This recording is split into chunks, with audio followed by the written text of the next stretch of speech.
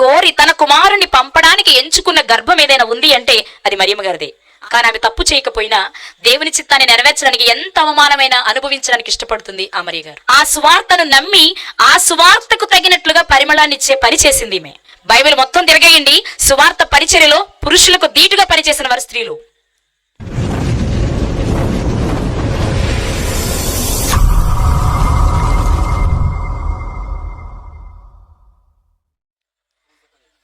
వాక్యం వినడానికి చేరువచ్చిన మీ అందరికీ, అలాగే ఆన్లైన్లో ఉన్న వారికి మన ప్రభువు ప్రియరక్షకుడైన యేసుక్రీస్తు వారి నామంలో నా హృదయపూర్వక వందనాలండి. మనము ఉదయము మధ్యాహ్నం కూడా కొన్ని విషయాలు విన్నాం కదా. ఉదయం ఏం విన్నాం? ప్రార్థన పాపం అవుతుందా? అవుతుందా? చెప్పాలి, అవుతుందా? ఎవరికన్నా అయిందా? ఎవరిని చూసాం మనం? ఇస్కరియోతు యూదా గారిని చూసాం. ఇంకో పర్సన్ చూడాలి, ప్రభు చిత్తం అయితే రేపు చూద్దాం. సో ఈ రాత్రి మరొక అంశాన్ని మీతో మాట్లాడతాను. నేను ఎప్పుడు మాట్లాడుతూ ఉంటాను, మరి మీరు విన్నారో లేదో తెలియదు కానీ, యెహోవా కార్యమును అశ్రద్ధగా చేయువాడు శాపగ్రస్తుడు. దేవుని సన్నిధికి వచ్చి దేవుని సన్నిధిలో చాలా జాగ్రత్తగా, మరి కొంతమంది రాలేదు, వచ్చిన వారు విన్నవారు ఎంత విన్నారో నాకు తెలియదు కానీ, ఒక్క ప్రార్థనే పాపం అవడం కాదండి. దేవునికి నచ్చినట్లు లేకపోతే మన ఇష్టానుసారంగా మనం జీవిస్తే మనం ఏది చేసినా పాపంగానే మారుతుంది. మన హృదయం పవిత్రంగా లేదు, పాట పాడాం, ఏమవుతుంది? పాపమే అవుతుంది. మన జీవిత విధానం, మన హృదయం బాగాలేదు, మన వాక్యం చెప్పాం, ఏమవుతుంది? పాపమే అవుతుంది. అంటే మన హృదయ స్థితి బాగుండకుండా, దేవునికి నచ్చేలా మన ప్రవర్తన లేకుండా నువ్వు దేవునికి సంబంధించిన ఏ పని చెయ్యి, పాట పాడతావా, ప్రార్థన చేస్తావా, వాక్యం చెప్తావా, పరిచర్య చేస్తావా, నువ్వేది చేసినా అది దేవునికి అంగీకారం కాదు సరికదా, నీ పట్ల అది పాపంగా మారుతుంది. దాని వలన మనకి ఎలాంటి ప్రయోజనం లేదు సరికదా, నష్టం ఉంది. ఏమవుతుంది? మనం చేసే ఏ పనైనా పాపంగా మారితే మన బ్రతుకులు ఎక్కడికి వెళ్తాయి? ఎక్కడికి? పరలోకమా? ఆ మాటే తలచుకోవడం శూన్యం. ఖచ్చితంగా ఎక్కడికి వెళ్తాము అంటే నరకానికి వెళ్తాం. కాబట్టి ఇక్కడ కూర్చున్న వారు చాలా శ్రద్ధగా వాక్యాన్ని వినాలి. నీకెంత ఆస్తి ఉంది, నీకెంత అందం ఉంది, నీకెంత అధికారం ఉంది, ఎవరికి అక్కర్లేదు. ఇక్కడ నువ్వు వచ్చింది దేవుని సన్నిధిలో. ఎంత జాగ్రత్తగా, ఎంత భయమో భక్తి కలిగి దేవుని సన్నిధిలో నువ్వు ఉంటావో అంతగా ఆశీర్వదించబడతావు. ఇక నీకున్న హోదా ఇది దాటాక చూపించుకో, ఎవడు కాదనడు. నా మాట అర్థమైంది అనుకుంటా. చాలా జాగ్రత్తగా దేవుని సన్నిధిలో ఉండాలి. ఈ రాత్రి మనకి బహుశా ఉన్నది, ఈ రాత్రి రేపు రాత్రినేమో నైట్స్. ఈ 2 రాత్రుల్లో మీకు కొంతమంది స్త్రీలను పరిచయం చేస్తా. ఎవరు ఆ స్త్రీలు అంటే సువార్తతో సంబంధం ఉన్న స్త్రీలు. ఏ స్త్రీలు? సువార్తతో సంబంధం ఉన్న స్త్రీలు. సువార్త అంటే ఏంటి? ఎవరో ఒక్కరిద్దరు మాట్లాడుతున్నారు, మిగిలిన వాళ్ళు ఏమా మీ అందరికీ వాక్యం విరివిగానే అందబడుతుంది కదా.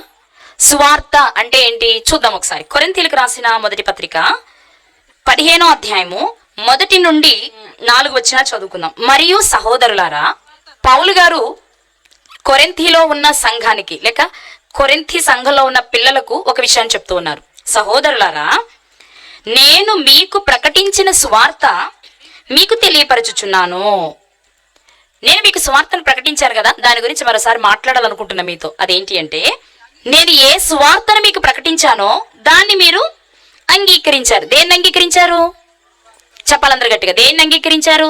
సువార్తను అంగీకరించితిరి, దాని యందే నిలిచి ఉన్నారు. దేని యందు? ఆ సువార్త యందే నిలిచి ఉన్నారు. మీ విశ్వాసము వ్యర్థమైతేనే కానీ నేను ఏ ఉపదేశ రూపముగా సువార్త మీకు ప్రకటించితినో ఆ ఉపదేశమును మీరు గట్టిగా పట్టుకుని ఉన్న ఎడల ఆ సువార్త వలననే మీరు రక్షణ పొందువారై ఉందురు.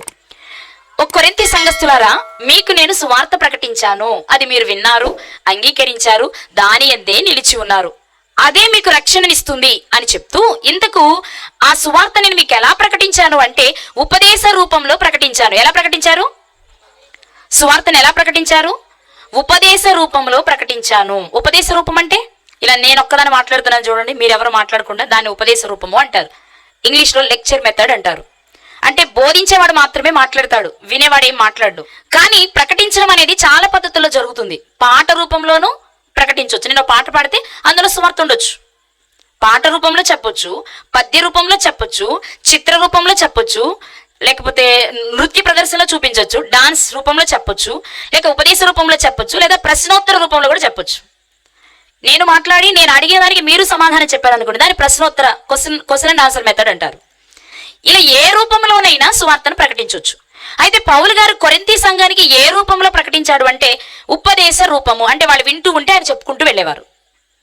ఇంతకు నేను మీకు ప్రకటించిన ఆ ఉపదేశం ఏంటి అంటే 3వ వచనం 4వ వచనంలో చెప్తున్నారు ఆయన, నాకు ఇయ్యబడిన ఉపదేశము మొదట మీకు అప్పగించి తిని, అదేమనగా నేను మీకు అప్పగించిన ఉపదేశ రూపంలో చెప్పిన సువార్త ఏదంటే, ఉపదేశం అన్న సువార్త అన్న ఒక్కటే. ఇక్కడ ఏంటి, సువార్తనే ఉపదేశ రూపంలో చెప్పారు, లేక ఉపదేశ రూపంలో చెప్పబడింది ఏంటి, సువార్త. కాబట్టి సువార్త అన్న ఉపదేశం అన్న ఒకటే. కాబట్టి నాకు అప్పగింపబడిన, నాకు ఇయ్యబడిన ఉపదేశం మొదట మీకు ఇచ్చాను. అదేంటంటే, లేఖనముల ప్రకారము క్రీస్తు మన పాపముల నిమిత్తము మృతి పొందెను, సమాధి చేయబడెను, లేఖనముల ప్రకారము 3వ దినమున లేపబడెను. ఇది సువార్త. ఏది సువార్త? జనరల్ గా సువార్త అంటే మంచి వార్త, అంటే మంచి వార్త, మంచి వార్త, రైట్, మంచి వార్తే. ఏంటి ఆ మంచి వార్త అంటే, నా జీవితంలో మంచి అంటూ ఏదైనా జరిగింది అంటే, ఒకప్పుడు నేను పాపిగా అపరాధముల చేత పాపముల చేత చచ్చిన స్థితిలో ఉన్న నన్ను ప్రేమించిన తండ్రి తన ప్రియమైన కుమారుడి నా కొరకు ఈ లోకానికి, చెప్పాలందరూ, ఈ లోకానికి పంపించారు. ఆయన వచ్చి నా కొరకు తన పవిత్రమైన రక్తాన్ని ఆఖరి రక్తపు బొట్టు వరకు చిందించారు.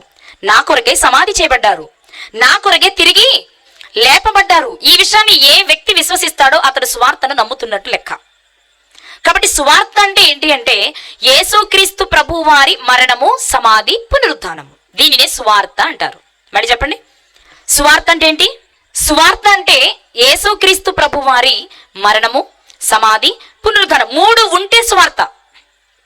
3 ఉంటే సువార్త. ఈ సువార్తతో సంబంధం కలిగిన స్త్రీలు చాలా మంది ఉన్నారు, కానీ కొంతమందిని రాత్రి మనం మాట్లాడుకుందాం. వారెవరు అంటే, యేసుక్రీస్తు ప్రభు వారి మరణ, సమాధి, పునరుద్ధానము అనగా సువార్తతో సంబంధం కలిగిన స్త్రీలలో ఒక స్త్రీ మరియ గారు. ఎవరండి? మరియ గారు. మరియా అని పేరు కలిగిన వారు పరిశుద్ధ గ్రంథంలో ఎంతమంది ఉన్నారు మీకు తెలుసా? ఏమండి, మరియా అని పేరు కలిగిన వారు పరిశుద్ధ గ్రంథంలో ఎంతమంది ఉన్నారో తెలుసా?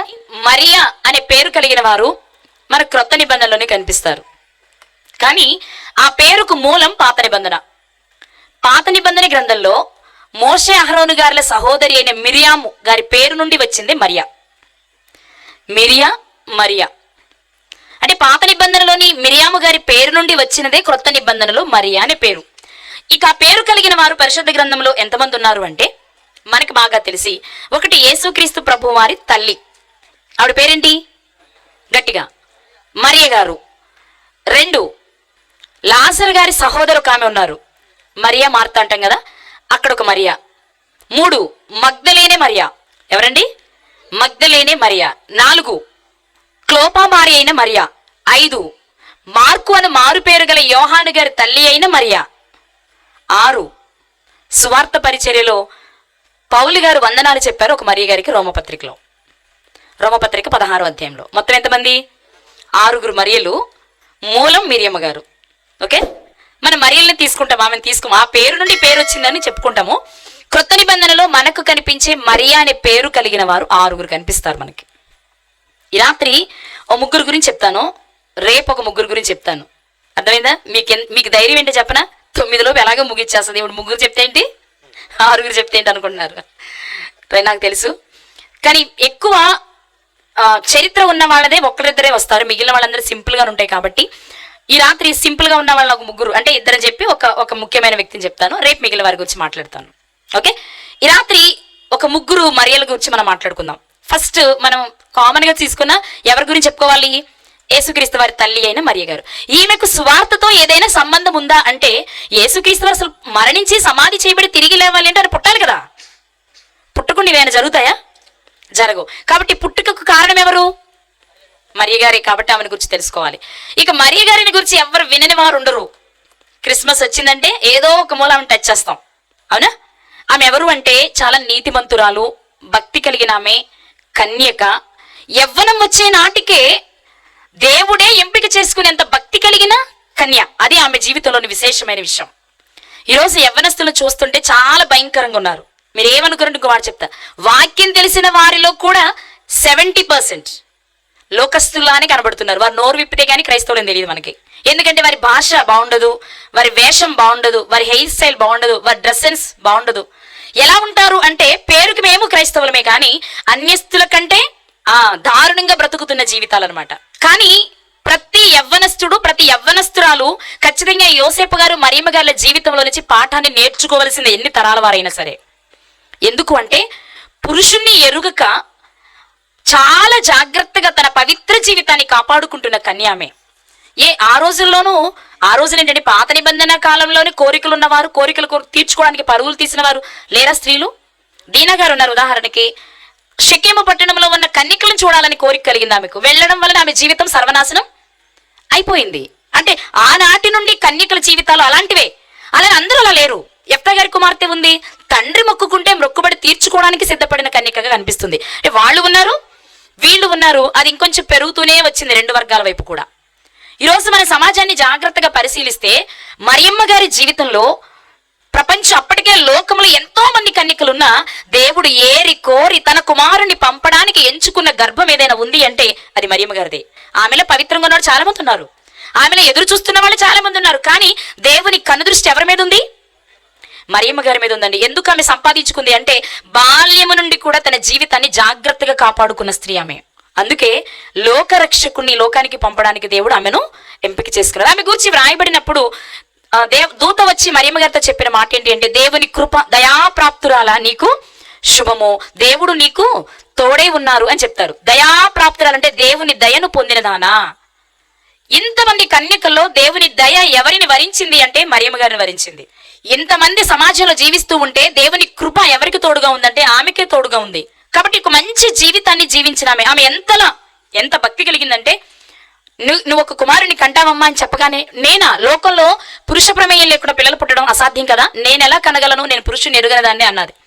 లేదు, నువ్వే కనాలి, నీ ద్వారానే దేవుడు జరిగిస్తానంటున్నారు ఈ కార్యక్రమం అన్నప్పుడు ఆమె చెప్పిన మాట ఏంటో తెలుసా? ఆ యవ్వనంలో ప్రభు దాసురాలను ఆయన చిత్తము చొప్పున నా జీవితంలో జరుగునుగాక. ఈ మాట ఇక్కడ కూర్చున్న వాళ్ళని యవ్వనస్తులు ఒకసారి ఆలోచించండి. దేవుడే గనుక ఏదైనా ఒక విషయాన్ని నువ్వు చేయాలని నీ దగ్గరకు వస్తే, అంటే ఆయన డైరెక్ట్ గా రారు, ఎవరో నాలాంటి వాళ్ళ ద్వారా మీకు తెలియజేస్తారు. దేవుడే గనుక ఏదైనా ఒక విషయం నీ దగ్గరకు తెచ్చి నువ్వే చేయాలి అంటే, నేను రెడీ ప్రభువా, నేను నీ కొరకు ఏదైనా చేయగలను అనే స్థితిలో ఈరోజు యవ్వనస్తులు ఉన్నారా? ఇప్పుడేనా? నా వయసు ఎంత అనుకున్నావు? 18, 20, 25. మరి ఎప్పుడు వస్తావు దేవుని దగ్గరికి? రిటైర్డ్ అయిన తర్వాత. అప్పుడెవరికి కావాలి? నువ్వెవరికి కావాలి? అప్పుడు నువ్వు ఉద్యోగం చేసే నీ ఆఫీస్ వాళ్ళు నేను వద్దంటారు, రిటైర్మెంట్ ఇచ్చి పంపిస్తారు. ఎందుకని? నువ్వు 20 ఏళ్ళు, 30 ఏళ్ళు, 40 ఏళ్ళు సర్వీస్ చేసిన అక్కడే 60 తర్వాత నువ్వు వద్దు ఎవరికి. ఎందుకని? నీ కళ్ళు సరిగ్గా కనిపించవు, నీ పళ్ళు నీ ఊడిపోతాయి, నీ మాట సరిగా వినిపించదు, నీ చేతులు వణుకుతూ ఉంటాయి, నువ్వు సరిగా పని చేయలేవు. కాబట్టి నువ్వు చేయలేవరా బయటకు పో అనకుండా గౌరవంగా బయటికి పంపిస్తారు మర్యాద చేసి. నిన్ను 40 ఏళ్ళు 50 ఏళ్ళు కష్టపడిన నీ ఆఫీసులో వాళ్ళకి నువ్వు అక్కర్లేదు. మరి చిన్ననాటి నుంచి నీ పిల్లల్ని పెంచి పెద్ద చేసి వారి ఉద్యోగస్తులు చేసి పెళ్లిళ్ళు చేసి వారి పురులు పోసావు, వాళ్ళకి ఏమైనా అవసరమా? నువ్వు అమ్మ కావాలి, నానొద్దు. అమ్మ కూడా ఎందుకు? మన పిల్లలకి సాకుద్దని. నాన్నైతే అంత చేయడు, అమ్మ చేసినంత చేయడు, మహా అయితే కూరగాయలు తెస్తాడు బజార్కి వెళ్ళి. అందుకే పంచుకుంటున్నారు ఈరోజు పిల్లలు తల్లిదండ్రుల్ని. ఇక వారి పరిస్థితి ఆర్థికంగా తక్కువ అనుకుంటే ఓల్డేజ్ హోమ్స్ వచ్చాయి. నిన్ను కనడం ఏంటి తల్లిదండ్రులు, నువ్వు తీసుకెళ్లి ఎవరో అనాథల దగ్గర లేకపోతే వృద్ధాశ్రమంలో పడేయడం ఏంటి అంటే అదంతే. ఎందుకంటే నువ్వు ఇప్పుడు వారికి అక్కర్లా, నువ్వు కష్టపడి సంపాదించినప్పుడు కావాలి. నువ్వు కష్టపడలేని స్థితిలో నిన్ను చూసే పొజిషన్లో ఏ కొడుకు తల్లి ఏ బిడ్డ ఉండట్లేదు ఈరోజు సమాజాన్ని మీరు గమనిస్తే. ఆలోచించండి ప్రియులారా ఒక్కసారి. ఆ రోజు మరియమ్మ గారి జీవితాన్ని మీరు ఆలోచిస్తే అప్పటికే ప్రధానమైపోయింది యోసేపు గారితో. ఈమె ఇప్పుడు గర్భవతి అంటే వాస్తవంగా ఆయన ఏం చేయాలి? నువ్వెవరితో కడుపు చేయించుకున్నావు పో అనాలి. ఆ మాట అంటారని కూడా తెలుసు ఆమెకు. అప్పటికే ప్రధానమైపోయిన యోసేపు గారి తల్లిదండ్రులు అంటే మరియ గారికి వరుస అత్తమామలు, మంచి దానివని మేము మా అబ్బాయికి ఇచ్చి చేసుకోవాలనుకున్నాం, నీ జీవితం ఎలాంటిది వచ్చి అనుండ్రా.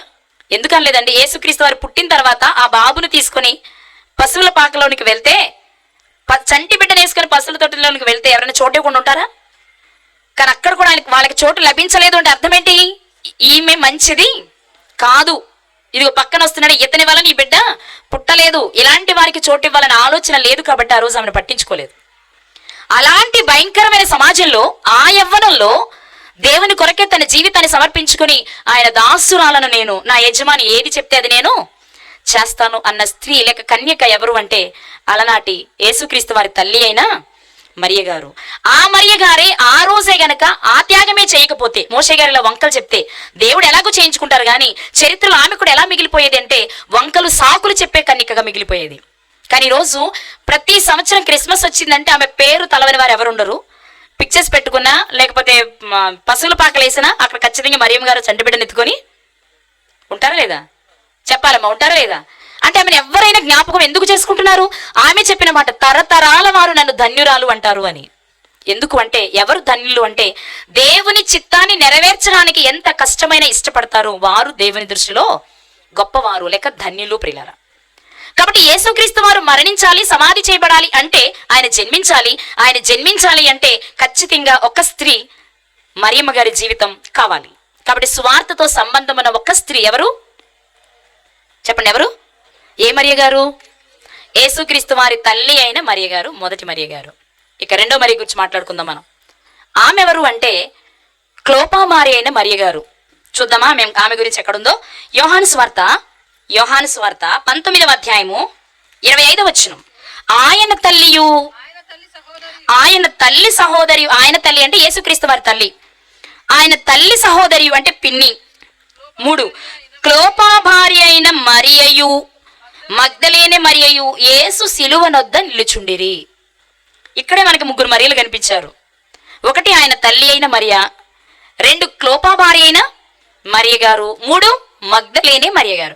ఎవరు ఈ క్లోపా భార్య అయిన మరియా అని ఆలోచిస్తే ఈమెకి ఏమైనా సంబంధం ఉందా సువార్తతో అంటే? ఇది యేసుక్రీస్తు వారు మరణించే సమయంలో సిలువ దగ్గర నిలుచున్న స్త్రీలలో ఒక ఆమె ఈ మరియ గారు.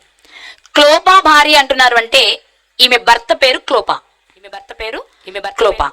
జనరల్ గా క్లోపా అనే పేరు క్లియోపాని, అల్ఫాని, ఆయనకి ఇతర పేర్లు ఉన్నట్టుగా చరిత్రకారులు చెప్తున్నారు. అది మీరు తీసుకోండి, తీసుకోకపోండి. కానీ క్లోపా గారి భార్య సిలువ దగ్గర నిలుచుంది అంటే ఆమె ఎప్పటికీ యేసుక్రీస్తు వారిని వెంబడిస్తుంది, అంతేనా? వాస్తవంగా సమాజం యేసుక్రీస్తు వారంటే ఇష్టం లేదు. అందుకే కదా అకారణంగా ఆయన మీద నిందలు మోపి చేయని నేరాన్ని ఆయన మీద మోపి సిలువ మరణానికి అప్పగించారు. అంటే సమాజంలో ఎవ్వరికీ యేసుక్రీస్తు వారు ఇష్టం లేని టైంలో వివాహమైన ఒక స్త్రీ ఆయన సిలువ దగ్గర నిలబడి ఏడుస్తుంది అంటే ఆమె యేసుక్రీస్తు వారిని చాలా ప్రేమిస్తుంది. యేసుక్రీస్తు వారిని అప్పటికే అనుసరిస్తుంది. ఆమె కాదు, ఆమె భర్త కూడా యేసుక్రీస్తు వారిని అనుసరిస్తున్నారు. అంటే యేసుక్రీస్తు వారు బ్రతికున్నప్పుడు చెప్పే ప్రతి మాట, ఆయన చేసిన బోధ జాగ్రత్తగా విని ఆయనతో పాటు సువార్త పరిచర్యలో కొనసాగిన స్త్రీగా కనిపిస్తున్న మరొక స్త్రీనే ఈ మరియ గారు. అంటే ఈమె కూడా యేసుక్రీస్తు వారి సువార్తలో, ఆయన ప్రకటించిన సువార్తలో ఈమెకు కూడా భాగం ఉంది, లేక ఈమె కూడా అందులో పని చేసింది. యేసుక్రీస్తు వారు సువార్త ప్రకటించడానికి వెళ్ళినప్పుడు అనేక మంది స్త్రీలు ఆయన వెంబడించారు. అనేక మంది స్త్రీలు ఆయన్ను వెంబడించారు. అలా వెంబడించిన స్త్రీలలో ఒక స్త్రీ ఎవరు అంటే ఇదిగో మనం చెప్పుకుంటున్న క్లోపా భార్య అయిన మరియ గారు. ఓకే, సువార్తతో సంబంధం ఉన్న ఎంతమంది మరియ గారుల గురించి మాట్లాడుకున్నాం మనం ఇప్పుడు? 2. ఒకరు ఇప్పుడు మనం మాట్లాడుకున్నది 2. ఒకరు యేసుక్రీస్తు వారి తల్లి అయిన మరియ గారు, 2 క్లోపా భార్య అయిన మరియ గారు. ఇక 3వ స్త్రీని చూసుకుని ముగించేసుకుందాం. 3వ స్త్రీ ఎలాంటి సంబంధం కలిగి ఉందో ఒక మాట చూద్దాం. మత్తయి గారు రాసిన సువార్త 26వ అధ్యాయము. మత్తయి గారు రాసిన సువార్త 26వ అధ్యాయము 6వ వచనం నుండి చదువుకుందాం. యేసు బేతనియలో కుష్ఠరోగి అయిన సీమోను ఇంట ఉన్నప్పుడు ఒక స్త్రీ మిక్కిలి విలువగల అత్తరు బుడ్డి తీసుకుని ఆయన యొద్దకు వచ్చి ఆయన భోజనమునకు కూర్చుండగా దానిని ఆయన తల మీద పోసెను. శిష్యులు చూచి కోపపడి, ఈ నష్టం ఎందుకు? దీనిని గొప్ప వెలకు అమ్మి బీదలకు ఇవ్వచ్చునే అనిది. యేసు ఆ సంగతి తెలుసుకుని, ఈ స్త్రీ నా విషయమై ఒక మంచి కార్యం చేసెను, ఈమెను మీరెలా తొందర పెట్టుచున్నారు? బీదలు ఎల్లప్పుడూ మీతో కూడా ఉన్నారు, కానీ నేను ఎల్లప్పుడూ మీతో కూడా ఉండను. ఈమె ఈ అత్తరు నా శరీరము మీద పోసి నా భూస్థాపన నిమిత్తము దీనిని చేసెను. సర్వలోకమందు ఈ సువార్త ఎక్కడ ప్రకటింపబడునో అక్కడ ఈమె చేసినది ఈమె జ్ఞాపకార్థముగా ప్రశంసింపబడునని మీతో నిశ్చయముగా చెప్పుచున్నానని వారితో అని. ఇక్కడ ఏం జరుగుతుంది అంటే యేసుక్రీస్తు ప్రభు వారు బేతనీ అనే ఊరు వెళ్ళారట. ఏ ఊరు? బేతనీ అనగానే మనకు గుర్తొచ్చే పేర్లు చెప్పండి. మరియ గారు, మార్త గారు, లాజరు గారు ఊరేదండి? బేతనీ అనే ఆ ఊరే వెళ్ళారు యేసుక్రీస్తు వారు. కానీ వెళ్ళిన ఆ ఇంటికి కాదు. ఏ ఇంటికి? లాజరు గారి ఇంటికి కాదు, కుష్ఠరోగి అయిన సీమోను గారి ఇంటికి. ఇది ఎప్పుడు వెళ్ళారు ఆయన అంటే మీరు పైన చూస్తేనండి 26వ అధ్యాయం 2వ వచనం. 2 దినములైన పిమ్మట పస్కా పండుగ వచ్చుననియు అప్పుడు మనిషి కుమారుడు సిలువ వేయబడుటకై అప్పగింపబడుననియు మీకు తెలియనని చెప్పాను. ఇక 2 దినాలు పోతే పస్కా పండుగ వస్తుంది. అంటే పస్కా పండుగ సమీపిస్తూ ఉండగా యేసుక్రీస్తు వారు బేతనియకు వెళ్ళారు. ఎందుకు వెళ్ళారు? భోజనానికి వెళ్ళారు. ఎవరు పిలిచారు? సీమోను గారు పిలిచారు. ఆయన ఎవరు చదివారు కదండి. ఏ రోగి? మిమ్మల్ని మాట్లాడతా. కుష్ఠరోగి పిలిస్తే యేసుక్రీస్తు వారి ఇంటికి వెళ్ళంటారా భోజనానికి? ఆ రోజుల్లో కుష్ఠరోగులకి సమాజంలో లేకపోతే వారి గ్రామంలో స్థానం ఉండేదా? ఎక్కడుండేవారు వాళ్ళు? ఊరి బయట ఉండాలి. మరి ఈయన ఎలా భోజనానికి పిలిచాడు అంటే అప్పటికి కుష్ఠరోగాన్ని యేసుక్రీస్తు వారు నయం చేశారు కాబట్టి.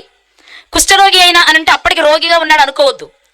ఆ రోగం నుండి స్వస్థత పొందారు కాబట్టి యేసుక్రీస్తు వారిని తన ఇంటికి భోజనానికి పిలిచారు. భోజనానికి వెళ్ళగానే ఒక స్త్రీ అత్తరు తీసుకొచ్చి ఆయన తల మీద పోసి ఆయనను అత్తరుతో సువాసన వచ్చేలా చేస్తుంది. అత్తరును పూసి. అప్పుడే ఇస్కరియోతు యూదా గారు అంటారు, ఎందుకు ఈ అత్తరును పాడు చేశావు? దీన్ని నమ్మి బేదలకు ఇస్తే, ఉదయం చెప్పాను కదా, 150 రూపాయలు వస్తాయి. 300 దేనారాలు అంటే దేనారం వచ్చి ₹1 కాబట్టి 300 దేనారాలు అంటే 150 రూపాయలు వస్తే నా సంచిలో పడితే అవి నేను బాగా వాడుకోవచ్చు అనుకున్నారు. ఆ మాట అనగానే యేసుక్రీస్తు వారు ఏమన్నారంటే, ఎందుకు మీరు ఈమెను ఇలా తొందర పెడుతున్నారు? ఆమె పని ఎందుకు చేసిందో తెలుసా? ఏదో అందరూ చూసి ఈమె ఎంత గొప్ప పని చేసిందో, ఇంత విలువైన అత్తరు తెచ్చా. ఏమంటే ఆ రోజు 2000 సంవత్సరాల క్రితం 150 రూపాయలు ఖర్చు పెట్టడం అంటే మాటలా? చెప్పాలి. యేసుక్రీస్తు వారు జీవించి 2000 సంవత్సరాలకు పూర్వం ఈ సంఘటన జరిగింది. 2000 సంవత్సరాల క్రితం 150 రూపాయలు అంటే ఎంత విలువైందో తెలుసు. ఎంత విలువ తెలుసా దానికి? షెక్కెలు, అరషెక్కెలు, తులము, అరతలలు అలాంటివి కదండి అప్పుడు ఉన్నవి కదా. మీకు తెలుసా? నాకు తెలిసినప్పటికి 5 పైసలు తెలుసు. నాకు దానికి ముందు నా అనాలు బేడాలు అవి నాకు తెలియదు. 5 పైసల నుంచి తెలుసు నాకు, బాగా చిన్నగా ఉన్నప్పుడు నేను. సో ఆ రోజుల్లో 150 రూపాయలు ఆమె ఖర్చు పెట్టింది అంటే ప్రభువుని ఎంత ప్రేమిస్తుంది అనేది మీరు ఇక్కడ గుర్తించాల్సిన విషయం. అర్థమైందన్నమాట. యేసుక్రీస్తు అని చాలా ప్రేమిస్తుంది ఆమె. అందుకే ఆ ఇంటికి ఆయన భోజనానికి వచ్చారు అని తెలియగానే అత్తరు తీసుకుని ఆయన దగ్గరకు వచ్చి ఆయన తల మీద పోసింది. ఎక్కడ పోసిందండి? ఆమె తల మీద పోసింది. ఇదే మాట మనకి యోహాను సువార్తలో కూడా కనిపిస్తుంది. ఒకసారి చూద్దాం. 12వ అధ్యాయం మొదటి నుండి చదవండి. కాబట్టి యేసు తాను మృతులలో నుండి లేపిన లాజరు ఉన్న బేతనియకు పస్కా పండుగకు 6 దినములు ముందుగా వచ్చెను. 6 రోజులు ముందు వచ్చారు. 2 రోజుల ముందు సీమోని ఇంటిలో భోజనం చేస్తూ ఉన్నారు. 3వ వచనం చూద్దాం. అప్పుడు మరియా మిక్కిలి విలువగల అచ్చ జటామాంసి అత్తరు 1 సేరున్నర ఎత్తు తీసుకుని యేసు పాదములకు పూసి తన తెల వెంట్రుకలతో ఆయన పాదములు తుడిచెను. ఇల్లు ఆ అత్తరు వాసనతో నిండెను. ఇక్కడ ఆయన శిష్యులలో ఒకడు అనగా ఆయన అప్పగింపనయ్యున్న ఇస్కరియోతు యూదా ఈ అత్తరెందుకు 300 దేనారములకు అమ్మి బీదలకు ఇయ్యలేదు అనేను. వాడిలాగా ఇదంతా మీకు తెలిసింది. ఇది మాట్లాడుతూ వస్తే 7వ వచనం వచ్చినప్పుడు యేసుక్రీస్తు వారు అంటున్న మాట, కాబట్టి యేసు నన్ను పాతిపెట్టు దినమునకు ఆమెను దీన్ని ఉంచుకొననీయుడి. ఏ దినము వరకు?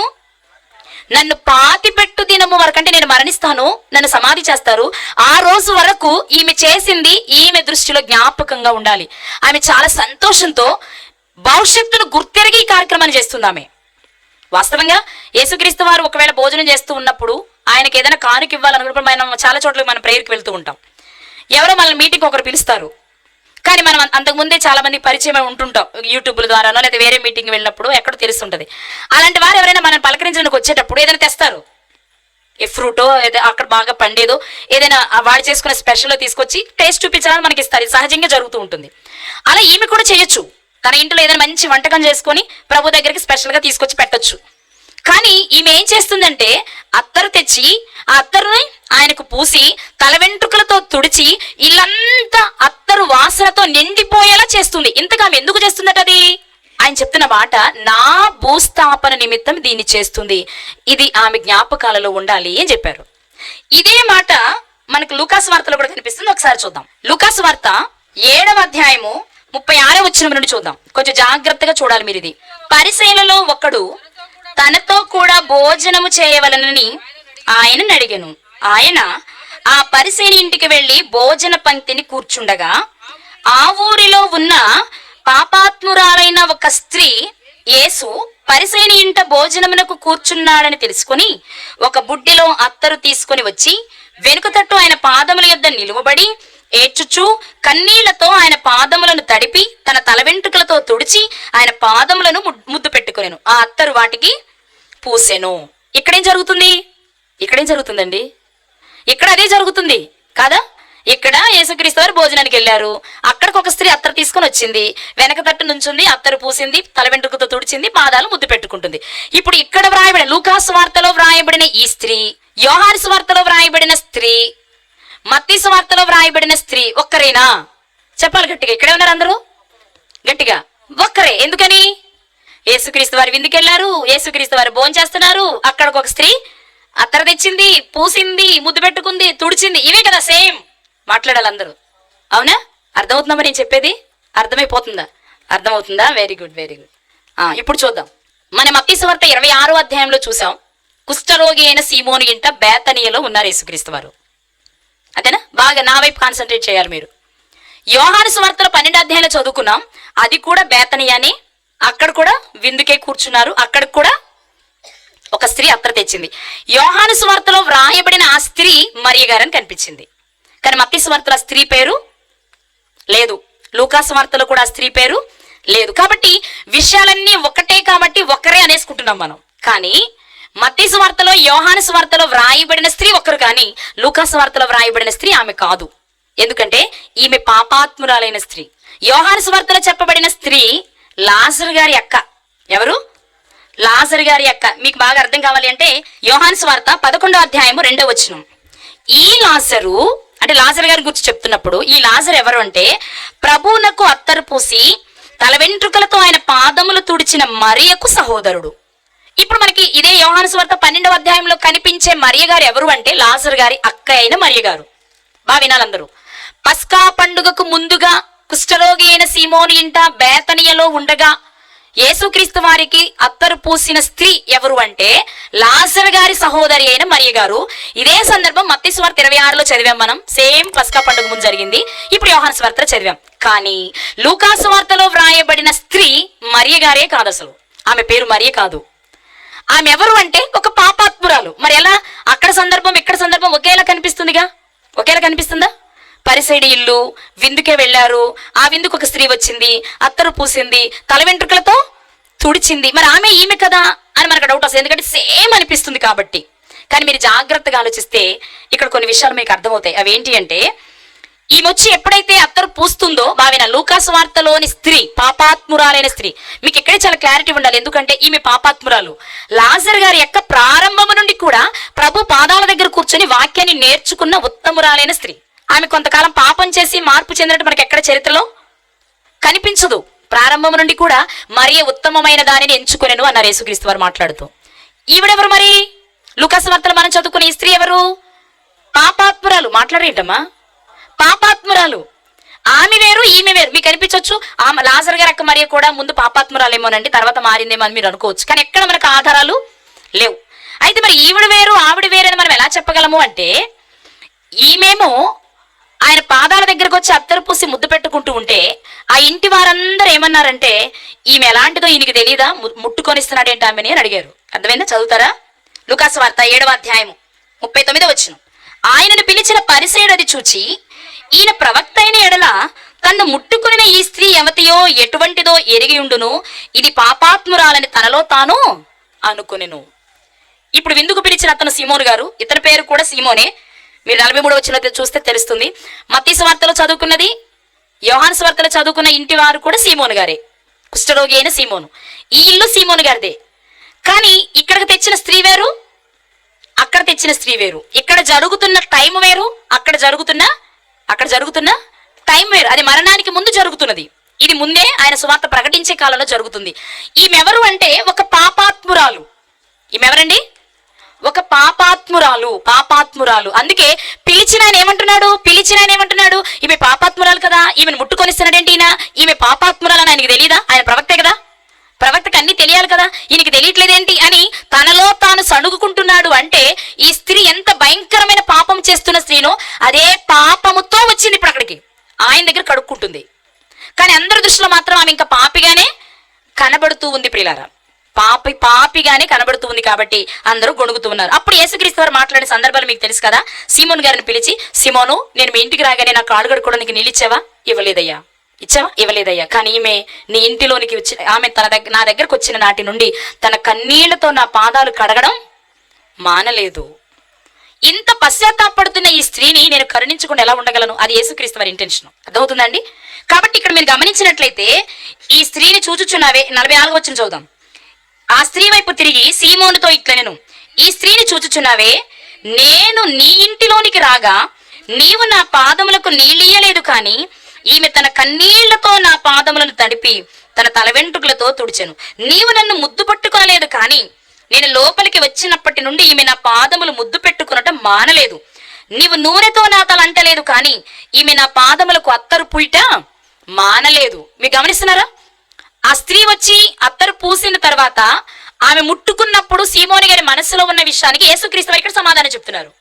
కానీ ఇలాంటి సమాధానం మనం చదువుకున్న యోహాను సువార్తలో మనకి కనిపించదు. ఎందుకని? ఆమె పాపాత్మురాలైన మరియ స్త్రీ కాదు. ఆ మరియ గారు ఎవరు అంటే లాజరు గారి చెప్పరేంటండి, లాజరు గారి అక్క అయిన మరియ గారు. అందుకే ఆమె గురించి ఈ సందర్భం ఉండదు. ఏ సందర్భం ఉంటుంది? ఇంత విలువైంది ఎందుకు పాడు చేసావమ్మా, డబ్బులు తెస్తే బాగుండేది కదా, బేదలకు ఇచ్చేవాళ్ళం అనే సందర్భం కనిపిస్తుంది తప్ప, నేను నీ ఇంటికి వస్తే నువ్వు నాకు కాళ్ళకు కడుక్కోవడానికి నీళ్ళు ఇవ్వలేదు, నన్ను ముద్దు పెట్టుకోలేదు, నాకు అత్తరు పూయలేదు, ఇలాంటి సంభాషణ యేసుక్రీస్తు వారు చేయలే. ఆ సందర్భాన్ని బట్టి ఆ విషయం వేరు, ఆ విషయం వేరు, ఈ విషయం వేరు అని మీరు గుర్తుపెట్టుకోవాలి. రెండవది, ఈ కార్యక్రమం అయిపోయిన తర్వాత లూకాసు వార్తలో యేసుక్రీస్తు వారు చెప్పిన మాట 47వ వచనం, ఆమె విస్తారముగా ప్రేమించెను గనుక ఆమె యొక్క విస్తార పాపములు క్షమింపబడెను అని యేసుక్రీస్తు వారు చెప్పారు. ఈ మాట ఆ మరియ గారితో చెప్పలేదు. చెప్పారా? అక్కడేం చెప్పారు? నా సమాధి వరకు, అంతేనా, నా సమాధి వరకు దీనిని ఆమె దగ్గర జ్ఞాపకార్థంగా ఉంచుకొనివ్వండి అన్నారు. అంతేగాని విస్తారంగా పాపం చేసింది కాబట్టి ఇవి విస్తార పాపాలు క్షమించబడ్డాయి అని ఆ మరియ గారితో యేసుక్రీస్తు వారు చెప్పాలి. అర్థమవుతుందా నేను చెప్పేది? అనలేదు. కాబట్టి మీకు అర్థమైందా? లూకాసు వార్తలో వ్రాయబడిన సందర్భం, యోహాను సువార్తలో వ్రాయబడిన సందర్భం ఒకటా వేరా? గట్టిగా ఇందాక చెప్పారు ఒకటని, అందే, అది మీరు గుర్తుపెట్టుకుంటారని గట్టిగా చెప్పమంటున్నా. ఆ సందర్భం వేరు, ఈ సందర్భం వేరు. అది సీమోని గారి ఇల్లే, ఇది సీమోని గారి ఇల్లే. కానీ ఆ ఇంటికి వచ్చిన స్త్రీ పాపాత్మురాలు, ఈ ఇంటికి వచ్చిన స్త్రీ ఉత్తమురాలు. ఉత్తమురాలు. ఆమె పాపాలు క్షమించబడ్డాయి. కానీ ఈమె విషయంలో ఏం జరుగుతుంది అంటే, నా మరణము వరకు, నా సమాధి వరకు ఈమెను దీన్ని పదిలంగా ఉంచుకొని అంటున్నారు. అంటే ఈ మరియ గారు ప్రారంభం నుండి యేసుక్రీస్తు వారి పాదాల దగ్గర కూర్చొని వాక్యాన్ని నేర్చుకోవడం వలన ఆమెకు అర్థమైన విషయం ఏంటి అంటే, ప్రభు ఈ లోకానికి వచ్చింది పాపులను రక్షించడానికి. ఇది త్వరలో ఆయన చేయబోతున్నాడు. ఈయనేం చేయబోతున్నారు? త్వరలో పాపులందరి కొరకు మరణించబోతున్నారు. మరణించిన ఆయన సమాధిలో అలాగే ఉండరు. 3వ దినం ఏం చేస్తారు? తిరిగి లేపబడతారు. తిరిగి లేపబడతారు. ఈ లేపబడడమే సువాసననివ్వడం. ఇప్పుడు ఆమె అత్తరుతో యేసుక్రీస్తు వారికి పూసింది కదా, లాజర్ గారి అక్క మరియ గారు యేసుక్రీస్తు వారికి పూసింది కదా, ఆ అత్తరుతో ఆ ఇల్లంతా సువాసన వచ్చిందని చదివేమో మనం. ఆ అత్తరు వాసనతో ఆ ఇల్లంతా నిండిపోయింది. అది దేనికి సంకేతము అని మీరు ఆలోచిస్తే ప్రియులారా, అది దేనికి సంకేతం అని ఆలోచిస్తే, యేసుక్రీస్తు ప్రభు వారు మరణించి తిరిగి లేస్తే ఆయన లేచిన వార్త ప్రపంచమంతా వినిపిస్తుంది.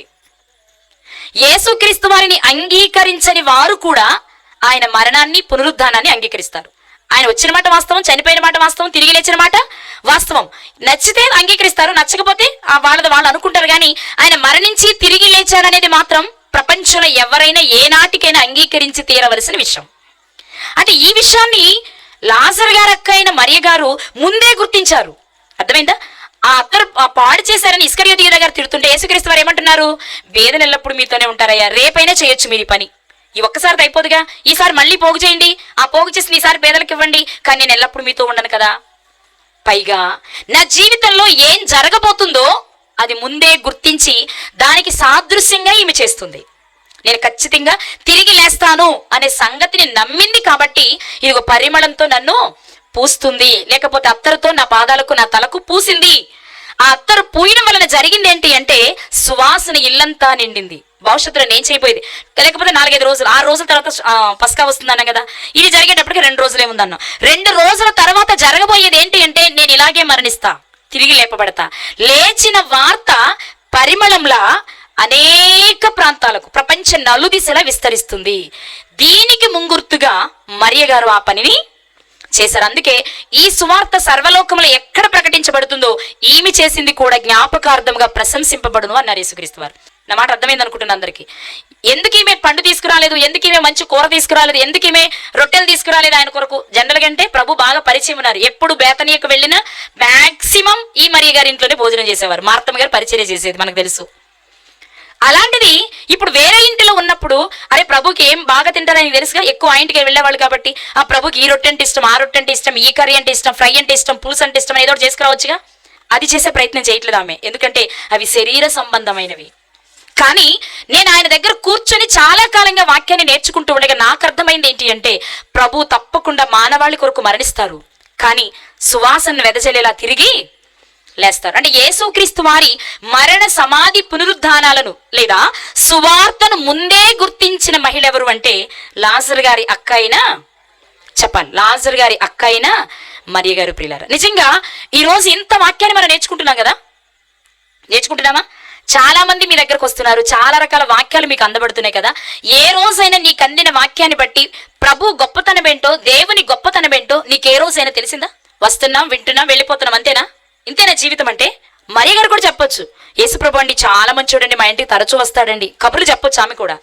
కానీ ఆమె జీవితంలో ఆమె గ్రహించిన గొప్ప విషయం ఏంటి అంటే, ఏ విషయాన్ని ప్రతి మనిషి గుర్తించాలో అది ఆమె జీవితంలో చెప్పాలి. ఆమె జీవితంలో ఎంత వాక్యాన్ని విన్నా వాక్యాన్ని అనుసరించకపోతే ధర్మశాస్త్రం వినువారు నీతిమంతులు కారు. మరి ఎవరు నీతిమంతులు? దాన్ని అనుసరించి జీవించేవారు. మరి మనం చాలా వింటున్నాం, అంత మాత్రాన మనం నీతిమంతులం కాలేం. మనం నీతిమంతులం అవ్వాలంటే ఏం చేయాలి? జీవించాలి, జీవించాలి. మరి ఏది జీవితం? మన జీవితం ఏది? ఎక్కడుంది?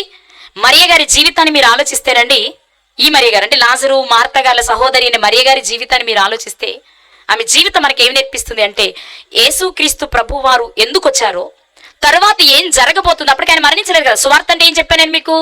మరణ సమాధి పునరుద్ధానం. ఇది జరిగాయా? మరియ గారు అత్తరు తెచ్చేటప్పటికి జరగలేదు, మరణించలేదు, సమాధి చేయబడలేదు, ఇంకా తిరిగి లేపబడలేదు. బడకపోయినా ఆ సువార్తను నమ్మి ఆ సువార్తకు తగినట్లుగా పరిమళాన్ని ఇచ్చే పని చేసింది ఈమె.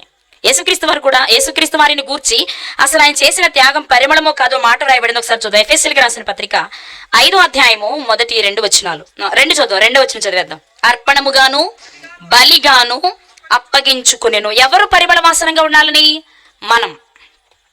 మనం పరిమళ వాసన ఇవ్వాలి అంటే మామూలుగా ఆలోచిద్దాం. మనం మంచి వాసన రావాలంటే ఏం చేయాలి? బురద పూసుకొని లేదా డ్రైనేజ్లో కూర్చొని 4 రోజులు స్నానం చేయకుండా చెమటలతో కూర్చుంటే మంచి వాసన వస్తామా? ఎప్పుడొస్తాం? మరి ఎప్పుడొస్తాం? 4 రోజులు స్నానం చేయకపోయినా సువాసన రావచ్చు. ఎప్పుడో తెలుసా? సెంటు కొట్టుకుంటే. అవును కదా? అంటే మనం కొట్టిన సెంట్ ఏం చేస్తుందంటే మన మురుగుండి పోగొట్టి సువాసనని ఇస్తుంది. మనం సువాసనని ఇవ్వాలి అంటే సెంట్ ఉంటే చాలు. సువాసననిచ్చేది మనతో ఉంటే మనం కూడా సువాసననిస్తాం. అలాగే మనము పరిమళ వాసనగా వెదజల్లాలి అంటే పరిమళమైన వ్యక్తి మనతో ఉండాలి. ఆయనే యేసుక్రీస్తు ప్రభువారు. ఆయన మనకు పరిమళాన్ని ఇవ్వడానికి, ఆయన పరిమళంగా మారడానికి ఆయన జీవితంలో ఎలా జరిగింది అంటే, ఆయన తన్ను తాను అప్పగించుకున్నారు, బలిగాను అర్పణగాను. మీకు మాట చెప్తా, ముగిస్తా, నేను అయిపోయింది టైము. ఒక మాట చెప్తా. మనం ఇప్పుడు ఉదాహరణకి మనం రోజు స్నానం చేస్తున్నాం కదా, మీరు అలా చేస్తున్నారా? ఓకే, స్నానం చేస్తున్నాం కదా.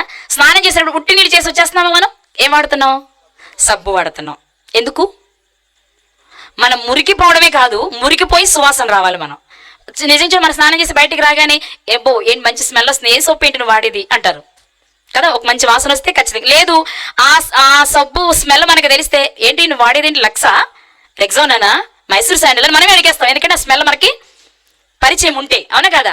ఎందుకు వాడుతున్న సోపు? మురికిపోవడంతో పాటు సువాసన రావడం. దీంతో సరైన సువాసన రాదని నెక్స్ట్ రాగానే చేసే పని ఏంటి అంటే పౌడర్ రాస్తాం కదా. పౌడర్ రాస్తాం. ఆ పౌడర్ కూడా మంచి స్మెల్ అనుకోండి. ఏం పౌడర్ ఇది మంచి స్మెల్ వస్తుంది, ఏదో సార్ దాని రేట్ ఎంత చెప్పు, ఎక్కడ దొరుకుతుంది, ఈసారి ఎందుకు అడుగుతాం అవన్నీ? నెక్స్ట్ మనం కొనుక్కోవాలి, ఎందుకంటే మంచి స్మెల్ మనకు రావాలి. అంతేనా? ఎంతటితో ఆగిపోతామా? సెంట్ కొడతాం. సబ్బు వాడాము, పౌడర్ వాడాము, సెంట్ వాడాము. కానీ ఈ 3 కూడా మనకి ఎలా వస్తాయో తెలుసా? ఈ 3 కూడా మనకి ఎలా వస్తాయి అంటే పువ్వుల నుంచి వస్తాయి. అందుకే మన బాటిల్స్ మీద మల్లెపూలు, గులాబీ పూలు కనిపిస్తాయిగా, చూసారా? ఆ ఫ్లేవర్, ఆ స్మెల్లే మనకు కనబడతా ఉంటుంది. మనకి రెడ్ రోజ్, జాస్మిన్ పేర్లు కనిపిస్తాయి కదా. అవి దేని నుండి తీస్తారు అంటే సెంట్ అయినా, సోప్ అయినా, ఇంకోటి ఏంటి, పౌడర్ అయినా దేని నుంచి తయారవుతాయి అంటే పువ్వుల నుంచే తయారవుతాయి.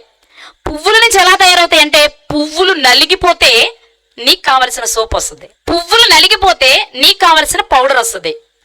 అంటే నువ్వు సువాసనగా ఉండడానికి నీ చేతిలో ఒక సబ్బుగా, నీ చేతిలో ఒక పౌడర్గా, నీ చేతిలో ఒక సెంటుగా అది నీ చేతిలోకి రావాలి అంటే అది తన జీవితాన్ని ఏం చేయాలి? అక్కడ నలుగుగొట్టబడాలి, నలుగుగట్టుకోవాలి.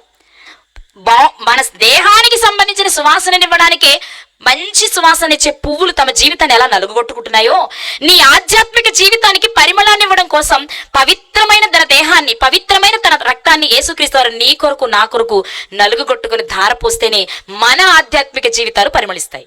ఎందుకు ప్రకృతులు ఇవన్నీ ఎందుకు పెట్టారు అంటే ముందే చెప్పారు, దేవుని గొప్పతనం నీకు అర్థం కావాలంటే జస్ట్ టచ్ చేయి చాలు. దేన్ని?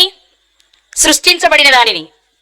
సృష్టించబడిన దాన్ని నువ్వు ప్రకృతిని టచ్ చేస్తే నిన్ను సృష్టించిన వాడి గొప్పతనం ఏంటో, లేక వాటిని సృష్టించిన వాడి గొప్పతనం ఏంటో నీకు అర్థమవుతుంది. కాబట్టి ప్రియులారా, పరిమళ వాసనగా ఉండాలి మనం. ఈరోజు మనం పరిమళాన్ని వెదజల్లాలి అంటే యేసుక్రీస్తు పరిమళంగా మారి దానిని మనకి ఇవ్వాలి. ఆయన పరిమళంగా మారాలి అంటే ఆయన దేహం నలుగుగొట్టబడాలి. అందుకే తన్ను తాను అర్పణముగాను బలిగాను అప్పగించు. బలి అంటే ఏంటి? కోడిని మేకలను బలిస్తారు కదా, చూసారా మీరు? మనకి పాత నిబంధన చట్టంలో ఉన్నాయి కదా. బలి ఇవ్వడం అంటే ఏంటి? ఏం చేసేవాళ్ళు? బలి ఇవ్వడం అంటే కోడినల పైన కట్టి దాన్ని చూసుకుంటూ ఇక్కడ భోజనం చేసేవాళ్ళ? చంపేస్తారు. అర్థమైందా? బలి అంటే ఏంటి? చనిపోవడం, నలిగిపోవడం. అర్థమవుతుందన్నమాట. సో ఈ రోజు మనం ఆలోచించవలసిన విషయం ఏంటి అంటే, సువార్తతో సంబంధం ఉన్న స్త్రీలు చాలా మంది ఉన్నా, ముఖ్యంగా ఒకే పేరు కలిగిన 6 స్త్రీలు మనం చూస్తున్నాం. అందులో 3 స్త్రీలను చూస్తాం. ఒకరు యేసుక్రీస్తు వారి తల్లి అయిన మరియ గారు. ఆమె ఎన్నో కష్టాలను అనుభవిస్తేనే యేసుక్రీస్తు వారి ఈ లోకంలోకి వచ్చేటప్పుడు మనం ఈరోజు అనుభవించగలుగుతున్నాం ఆయనను. ఆయన రక్షకుడిని మనం ఎలా చెప్పగలుగుతున్నాం? అనుభవించినట్టు ఆయన మా రక్షకుడిని అనుభవంలోనికి మనం ఎలా తెచ్చుకున్నాము? ఆ రోజు మరియ గారు ఎన్నో శ్రమలను, ఎన్నో అవమానాలను భరిస్తేనే కాదా? అంటే ఆమె జీవితం కూడా ఏమైపోయింది? నలుగుగొట్టబడింది. రెండవ స్త్రీ మరియ గారు సువార్త పరిచయం. మీరు గమనించండి, నిష్కారణంగా యేసుక్రీస్తు వారికి సిలువ వేస్తే, బాబోయ్ ఆయన అకారణంగా సిలువ వేశారు, దొరికితే మమ్మల్ని ఏం చేస్తారని పేతురు గారు పారిపోయారు. ఆయన ఎవరో నాకు తెలియదు అన్నారు లేదా? ఆయనతో లేరు. ఆయన 3.5 సంవత్సరాలు ఏ పని చెప్పినా ముందు మాట్లాడేది ఆయనే. అలాంటి ఆయన ఎవరో నాకు తెలియదని 3 సార్లు చెప్పారు. కానీ క్లోప మరియని ఈ మరియ గారు, అంటే చాలా మంది స్త్రీలు ఉన్నారు, మనం మరియ గారు చూస్తున్నాం కాబట్టి, ఈ మరియ గారు మాత్రం అంత భయంకరమైన పరిస్థితుల్లో నన్ను ఎవరైనా పట్టుకుంటారేమో, బంధిస్తారేమో, ఆయన వెంబడించిన వారికి మాకేదైనా ఇబ్బంది కలిగిస్తారేమో ఆలోచించకుండా సమాధి దగ్గర నిలబడ్డారు. అంటే వాళ్ళ ధైర్యాన్ని మీరు గమనించాలి. ఎవరొచ్చి ఏది చేసినా ఆయన కోసం ఏదైనా చేయగలము అనే స్థితిలో ఉన్న స్త్రీ ఎవరంటే క్లోప భార్య అయిన మరియ గారు. ప్రియులారా, ఇక 3వ స్త్రీ మనం చదువుకున్న లాజరు గారి అక్క అయిన మరియ గారు. ఈమె చేసిన పనేంటి అంటే, నా ప్రభువు నా కొరకు త్యాగం చేయబోతున్నాడు, ఖచ్చితంగా ఆయన పరిమళాన్ని ఇస్తారు. అది ఈ రోజు నాకే కాదు, తరతరాల వారు ఆ పరిమళాన్ని అనుభవించవలసిందే. అది నేను గుర్తించాను అని చెప్తూ, యేసుక్రీస్తు వారిని వెంబడించిన శిష్యులు కూడా గుర్తించని విషయాన్ని ఆమె ముందుగా గుర్తించింది. వాళ్ళు గుర్తించారు. యేసుక్రీస్తు వారిని వెంబడించిన శిష్యులు గుర్తించారు ఈ విషయం. చెప్పాలి. యేసుక్రీస్తు వారు చనిపోయి, నా మాట వినాలి, యేసుక్రీస్తు వారు చనిపోయి సమాధి చేయబడి 3వ దినమున తిరిగి లేపబడిన తర్వాత కూడా శిష్యులు నమ్మలేదు. యోహాను సువార్త 20వ అధ్యాయంలో చదువుతాం మనం. వారు ఇంకా ఆయనను ఎరుగరైరి అని రాయబడింది. అంటే ఆయన లేస్తాననే విషయం 100 సార్లు చెప్పినా ఆయనను వెంబడించిన శిష్యులకి ఆ విషయం అర్థం కాలేదు. కానీ యేసుక్రీస్తు వారు ఇంకా మరణించక ముందే ఆయన తిరిగి లేస్తారని నమ్మిన స్త్రీ ఎవరు అంటే లాజరు గారి అక్క అయిన.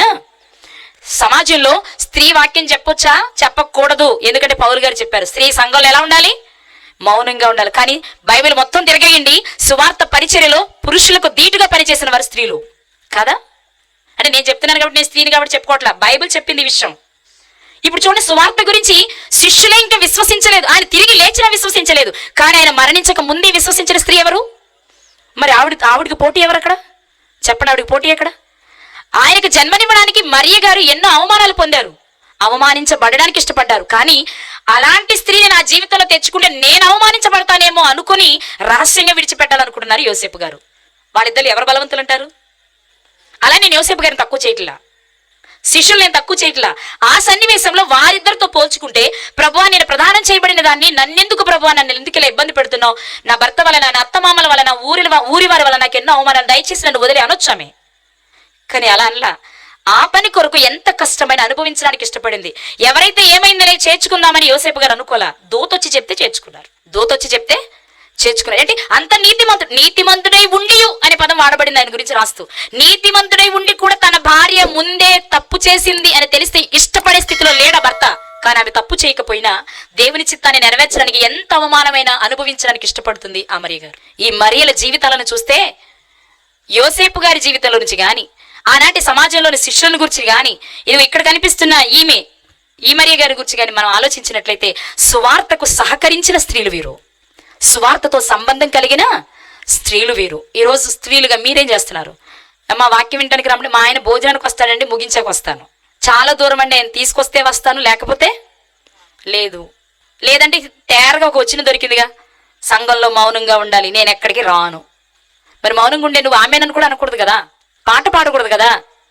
మౌనం అంటే ఏంటండి? అసలు ఏం మాట్లాడకూడదు, అంతే కదా, మూగవాళ్ళ ఉండాలి. కానీ అన్నిటిలో ఉంటాం. ఎక్కడ మాత్రం మనం ఆ వచనాన్ని వాడుకుంటాం? వాక్యం చెప్పే విషయంలో వాడుకుంటాం.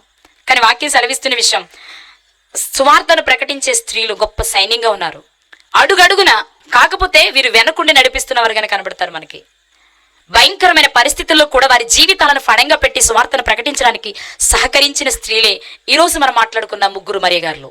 మిగిలిన ముగ్గురు మరియగారుల జీవితాన్ని ప్రభు చిత్తమైతే రేపు మాట్లాడుకుందాం. ఈరోజు ముగ్గురు మరియలు మాట్లాడుకున్నాం. ఒకరు వెరీ గుడ్, తల్లి అయిన మరియ గారు. ఏం చేశారామె? క్రీస్తుని ఈ లోకంలోనికి తీసుకురావడానికి ఎన్ని శ్రమలైనా ఎన్ని అవమానాలైనా భరించారు. కాబట్టి సువార్తతో ఆమెకు సంబంధం ఉంది. 2, క్లోపా భార్య అయిన మరియ గారు భయంకరమైన వాతావరణంలో ప్రభువును సిలువ వేస్తూ ఉంటే అక్కడ నిలబడింది అంటే దానికి చాలా ధైర్యం కావాలి.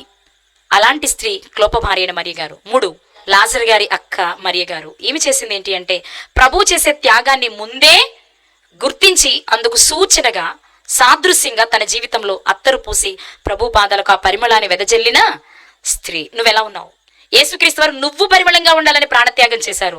కానీ ఆ విలువను నువ్వు గుర్తించకపోతే ఎంతకాలమైనా నీ నుండి దుర్గంధమే వస్తుంది. దుర్గంధాన్ని వెదజల్లేవాడిగా నీ జీవితం ఉంటే నరకమే మనకు బహుమానం. కానీ నరకాన్ని పొందాలని దేవుడు అనుకోవట్లేదు. అందుకే ప్రతి సందర్భంలో ప్రతి దినము ఏదో ఒక చోట ఏదో ఒక రూపంలో మనకు సత్యాన్ని వినిపిస్తూనే ఉన్నారు. సత్యాన్ని విందాం. ఆనాటి స్త్రీలకు వలె మనం కూడా ధైర్యం వహించి స్వార్థ పరిచర్యలు. ఈరోజు మనం చేయవలసిన పని ఏంటి అంటే ఈ సువార్తను చేతపట్టి మనకు చేతనైనంత వరకు మన ఇంటి వారికి కానీ, మన ఇరుగు పొరుగు వారికి కానీ, మన బంధువులకు, స్నేహితులకు మన సువార్త చెప్పొచ్చా లేదా? ఖచ్చితంగా చెప్పొచ్చు. అలా సువార్తను ప్రకటిస్తేనే, సత్క్రియ చేస్తేనే పరలోకం. కాబట్టి సత్క్రియ చేసే స్త్రీలలో మీరంతా ఉండాలి. మనమంతా అలా ఉండుటకు దేవుడు తన కృప మనకు దయచేయునుగాక. తలలు వంచండి, ప్రార్థన చేసుకుందాం. పరిశుద్ధుడైన మా కన్న తండ్రి, ఉన్నతమైన మీ నామమునకు యేసుక్రీస్తు ప్రభు వారి ద్వారా కృతజ్ఞతాస్తుతులు చెల్లిస్తూ ఉన్నాము.